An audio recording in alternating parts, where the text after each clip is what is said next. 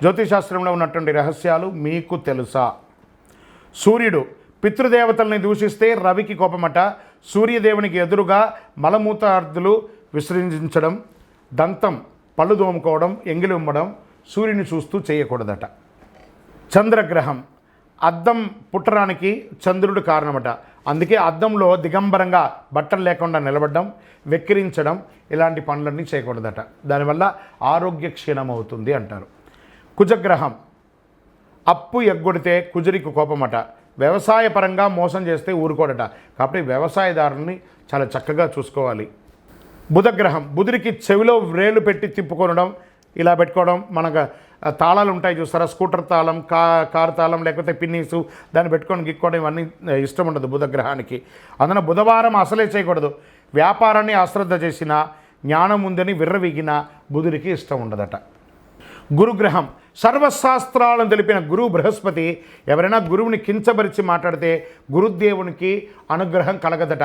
మన టీచర్స్, మన ఉద్యోగస్తులు, పై అధికారులు, బ్రాహ్మణోత్తములు, గురువులు, ఎవరెవరైతే మనకు వృత్తి వ్యాపారంలో ఉన్నటువంటి గురువులు, ఏ గురువునైనా కూడా నిందించకూడదు. తుల్య నిందార్ స్థితిర్మౌని, సైలెంట్గా ఉండాలంట. గురువుని ఎక్కిరించి మాట్లాడడం, లెక్చరర్స్, టీచర్స్ వాళ్ళందరినీ అలా చేయడం వల్ల గురువుకి కోపం వస్తుందట.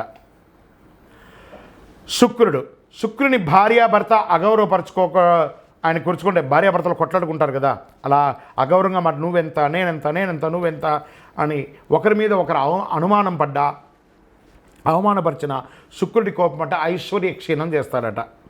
లక్ష్మీదేవి కృప లేకుండా చేస్తాడట.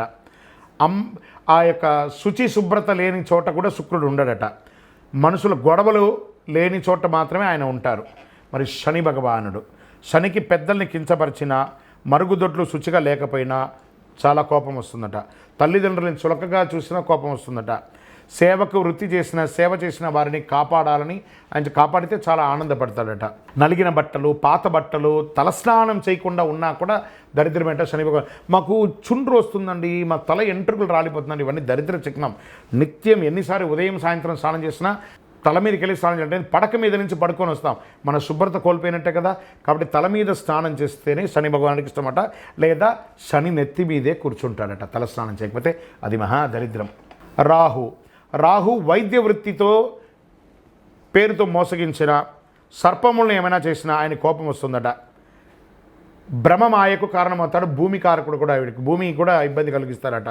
కాబట్టి జాగ్రత్తగా ఉండాలి. మరి కేతువు జ్ఞానం ఉండి కూడా పంచరానికి వెనకబడి, మోక్షకారకుడైన కేతువుకి పెద్దలకు మరణానంతరం చేయవలసిన పితృకర్మలు చేయకపోయినా, మేము బియ్యం ఇచ్చినామండి, పెద్దలు చనిపోతే మాకు తద్దినాలు అలవాట్లేదండి, ఇలాంటి మీ యొక్క బద్ధకానికి, మీ యొక్క సోమరితనానికి అలవాటయ్యి పెద్దల యొక్క కనీసం చనిపోయిన రోజును కూడా గుర్తుపెట్టుకోకుండా ఉంటే ఆ ఇంట్లో అశుభం జరుగుతుందట.